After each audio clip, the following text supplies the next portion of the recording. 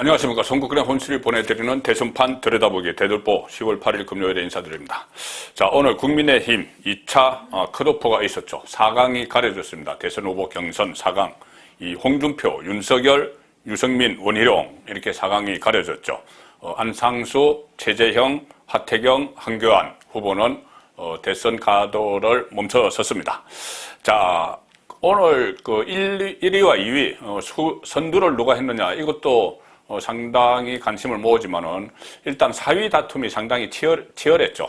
2강 1중 나머지 5약 이렇게까지 불렸습니다. 2강은 뭐 윤석열, 홍준표고 1중은 유승민, 나머지는 고만고만해서 누가 4강에 특거리를 할 것인가. 자, 그런 부분이 관심을 모았는데 물론 오늘 선거법에 따라서 중앙당에서 국민의힘에서 어떤 순위나 득표를 발표하지 않았지만은 뭐 어느 정도 여론조사 그동안에 나온 여론조사로 예상컨대 4위가 지금 원희룡 후보가 아닌가 그렇게 예상이 되는 겁니다.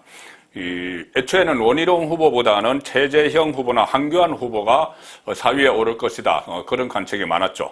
최재형 후보는 캠퍼까지 해체를 하면서 상속세 폐지 같은 것을 주장하며 이 어떤 보수층에 다가가는 그런 모습을 보였고, 한교안 후보도 4.15 총선 부정 개표 의혹을 계속 꾸준히 제기를 했습니다.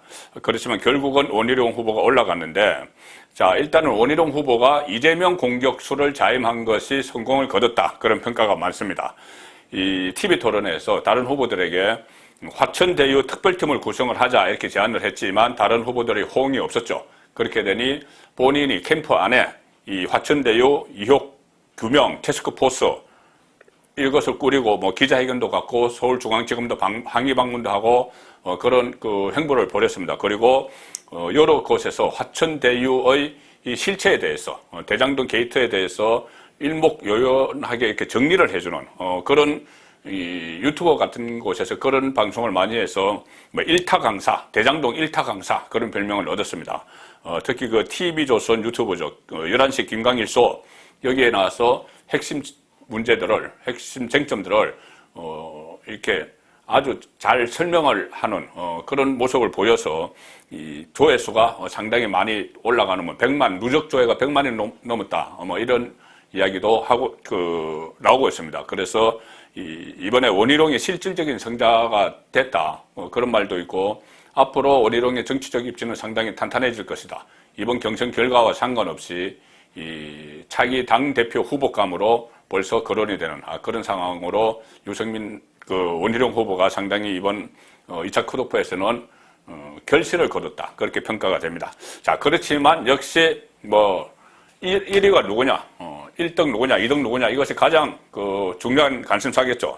자, 말씀드렸지만은, 이 순위를 공식적으로 발표를 할 수가 없습니다. 선거법에 의해서. 지금 이 상당히 좀 불합리한 것이 선거법 문구 자체도 이것과 관련한 문구 자체도 애매한데, 국민의힘은 무조건 여기 따라서 이 결과를 발표 안 합니다. 1차 컷오프, 2차 컷오프 전부 다. 그러는 사이에 민주당 같은 경우는 권역별로 하면서 다 발표를 하죠. 그리고 뭐 1차 슈퍼위커, 2차 슈퍼위커 이래서 국민선거인단 결과도 다 발표를 합니다. 그래서 어떤 이 드라마틱한 이런 이벤트 효과를 거두고 있는데 국민의힘은 좀 소극적이지 않느냐 그런 일부의 지적들도 나옵니다. 어쨌든 오늘 4강이 발표가 됐는데 4강 발표가 된 직후에 서울 여의도 정가가 한번 발칵 뒤집혔습니다. 좀 짧은 시간에 발칵 뒤집혔는데 왜 그러냐면은 당이 공식적으로 발표를 하지 않고 있는 상황에서 찌라시가 한 2개 나돌았습니다. 사실 정부제 형태의 찌라시가 2개 나돌았는데 이 홍준표에게 윤석열이 완전히 뒤집혔다. 상당히 큰 격차로 홍준표가 1위로 올랐다. 그러니까 이런 찌라시가 막 나돌았습니다. 구체적인 수치까지 막 나오면서. 그리고 1위와 2위 사이 격차가 상당히 크다. 그러니까 홍준표가 윤석열을 압도적으로 눌렀다. 그리고 윤석열과 3위 유승민 사이에도 격차가 그리 크지 않다. 이런 내용이 담긴 이 찌라시가 나돌았고 심지어 1차 예선에서 윤석열이 압도적으로 우위를 차지한 걸로 알려져 있죠. 당원 투표에서도 뒤집혔다. 홍준표가 앞섰다. 자, 이런 찌라시가 나돌아서 여기저기 서로 수소문도 하고 또 이것이 여의도 정가뿐이 아니고 정권가에서도 한때 나돌았다고 합니다. 그리고 각 지방에도 다 퍼져가지고 저에게도 막 확인 전하고 오고 했는데 결국은 여러 경로를 통해서 확인을 하고 교차 크로스 체크를 해본 결과 그것은 사실이 일단 아닌 걸로 판명이 됐습니다.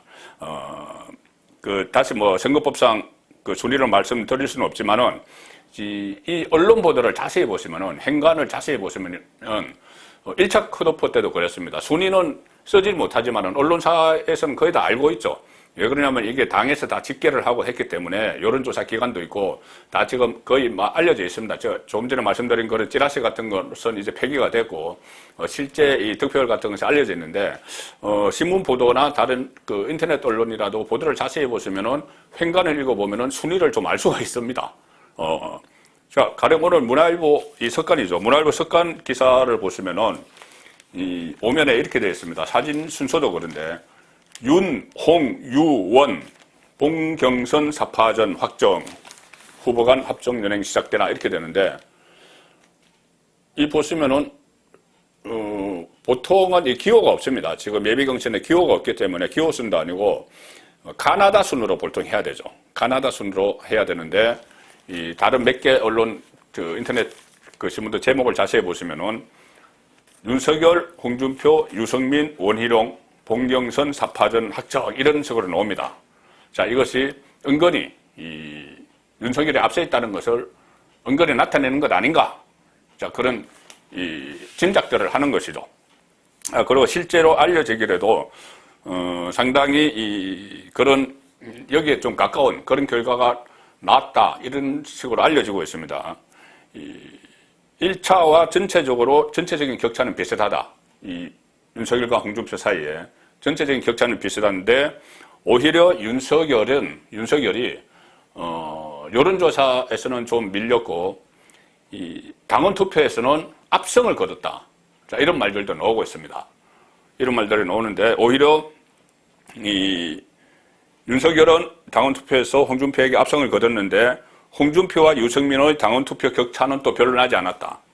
자, 이까지 이야기가 나오고 있고 반면에 여론조사에서는 홍준표에게 이 상당폭 윤석열이 뒤졌다. 일반 국민 여론조사. 그리고 여론조사에서는 유승민도 홍준표에게 상당히 뒤졌다. 여유있게 홍준표가 유승민을 따돌렸다. 자, 이런 결과들이 지금 알려지고 있습니다. 특히 당원 투표를 보시면은 지금 당원 투표 비중이 점차 올라갔죠. 이번에는 이 당원 투표가 30%인데 마지막 본 경선에서는 50%까지 반영이 됩니다. 그리고 이 당원, 책임 당원, 월 1,000원씩의 당비를 내는 책임 당원들의 분포가 지금 상당히 변동이 좀 있었습니다.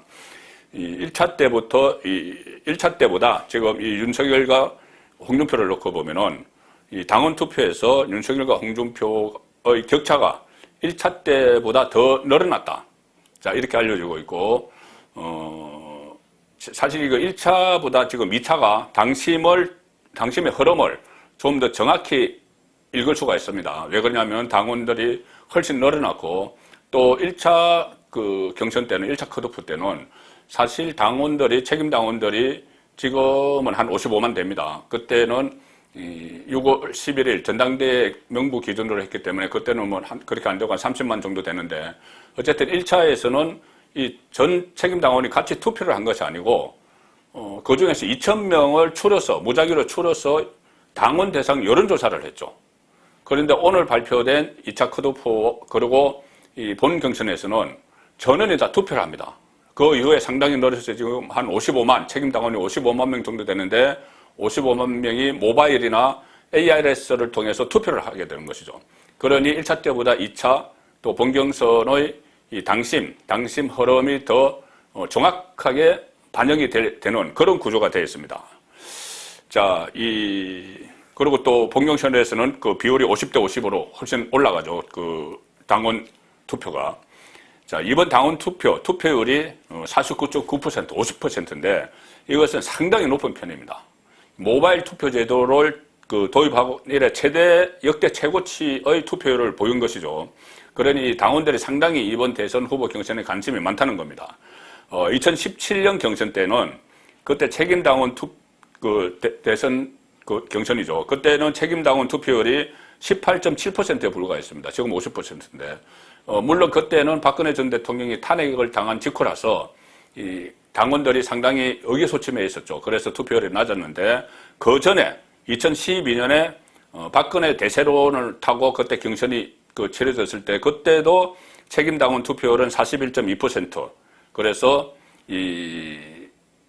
이번에 나온 50%보다는 미치지 못했죠. 그래서 이번에 상당히 당원들의 관심이 높았고, 특히 이렇게 되면은 새로 유입된 당원들 중심으로 투표 행위가 많이 이루어졌다, 이렇게 볼 수가 있는 겁니다. 자, 지금 2차 경선 당원 선거인단 규모는 한 55만 명 정도로 지금 추산이 되고 있는 거죠. 정식으로 확정된 것은 조만간 발표가 될 겁니다. 특히 이 55만 명 중에서 영남의 대구 경북이 한 30% 차지하고 부산, 울산, 경남이 한 20%를 차지하니 영남이 한 50%를 차지합니다. 그렇기 때문에 지금 많은 후보들이 최근에 대구, 경북, 부산, 울산, 경남으로 일제히 유세를 집중하는 그런 모습을 보였었죠. 그리고 아무래도 신규로 가입한 당원, 그때 전체 당원 26만이 새로 들어왔고 4개월 사이에 그 중에서 또 당비 1,000원을 낸 책임 당원이 한 23만 된다고 했는데, 이 새로 유입된 당원의 표심이 아마 지금 승부처가 되고 있다. 자, 그런 분석이 나오고 있습니다.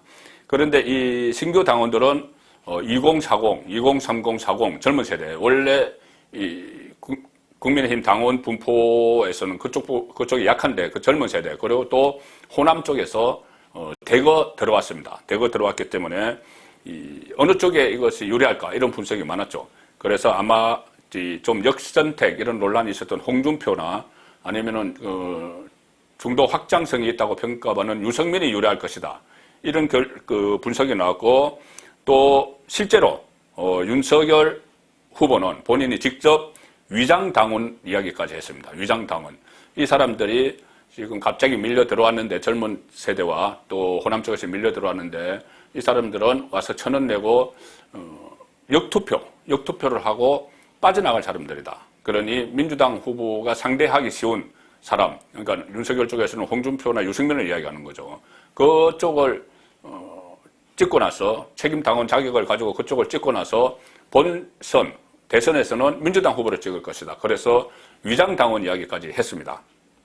그런데 그 전에 또 이 여론조사 과정에서는 역선택 이야기를 했고, 신규 선거인단을 두고는 역투표 이야기를 했는데 위장당원까지 이야기를 하면서, 그런데 실제로 지금 알려진 것은 이번에 당원 투표에서 윤석열이 홍준표 그리고 유승민에게 압도적인 승리를 거뒀다, 이렇게 지금 알려지고 있습니다. 그러니 윤석열이 이야기했던 위장당원 이런 것은 일단은 좀 기우였다, 그렇게 볼 수가 있는 것이죠. 더구나 이 본 경선에서는 이 책임당원의 비중이 50%로 올라가기 때문에, 만일 지금 알려진 대로 윤석열이 홍준표에게 좀 박빙이지만 앞섰다, 이렇게 되면은 앞으로 50%, 그러니까 20%나 더 당원 투표 비율이 반영이 되므로 윤석열에게 유리한 당원 투표 비중이 올라가니 윤석열은 상당히 또 유리한 위치에 서게 됐다, 이렇게도 분석이 가능합니다. 다만 지금 일반에 알려진 것보다는 윤석열과 홍준표 사이의 격차가 크지 않은 걸로 그렇게 전해지고 있습니다. 그래서 아마 게임은 지금부터 시작이다, 이렇게 볼 수가 있겠죠. 이번에는 이 9월 말에 선거인 명부가 확정되는데, 그 선거인 명부에 따라서 투표가 이루어지기 때문에 또 선거인단 전원이 모바일이나 AIS로 투표를 하기 때문에 당원들에게 어떻게 적극적으로 다가가서 당심을 확보하느냐, 이것이 관건이 됐습니다. 앞으로 그 28일 동안 본 경선이 열리죠. 그래서 11월 5일에 최종 후보가 확정이 되는데, 일단 다음 주 월요일에 호남을 시작으로 권역별로 대구, 경북, 부산, 울산, 경남, 호남, 또 제주, 강원 이런 식으로 수도권 권역별로 7번의 합동 토론회를 갔습니다. 그리고 또 교차해서 4명이 교차해서 매주 금요일에 1대1 맞수 토론회를 열게 되죠. 그래서 3차례 엽니다. 여기서 정보가 많이 갈릴 가능성이 높습니다. 그래서 국민의힘 경선 후보는 대결은 지금부터 시작이 된다 이렇게 보셔도 무방할 것 같고, 특히 오늘 2차 1위와 2위 사이의 격차가 그다지 크지 않은 걸로 알려졌다는 말씀을 드리겠습니다. 그래서 지금부터 시작인데, 오늘 갤럽 여론조사 결과를 보면은 이 정권 교체를 위해서 야당 후보가 당선돼야 된다는 응답이 과반을 넘어섰습니다. 52%가 정권 교체가 돼야 된다고 응답을 했습니다. 그런데 이 정권이 유지돼야 된다. 그러기 위해서 여당 후보가 당선돼야 한다고 한 응답은 35%에 불과했습니다. 상당히 차이가 크죠. 자, 그렇기 때문에 지금 현 상태로 대선이 치러지면 국민의힘이 정권 교체를 할 가능성이 높습니다. 특히 민주당의 사실상 대권 주자로 사실상 확정된 이재명 후보가 대장동 게이트로 구속 운운하는 이런 상황까지 빠졌기 때문에 상당히 국민의힘으로의 정권 교체 가능성이 높아졌습니다. 따라서 오늘부터 사실상 본경선이 시작되는 국민의힘 경선전의 승리자가 곧 다음 정권을 잡을 가능성이 높아졌다. 자, 그런 분석을 드리겠습니다. 그리고 특히 그 과정에서 윤석열과 홍준표와 윤석열이 거의 박빙의 승부를 지금까지 벌인 걸로 확인된 상황에서 다시 본 경선 레이스에 오늘부터 돌입을 했습니다. 10월 8일 보내드린 선거권의 대들보였습니다.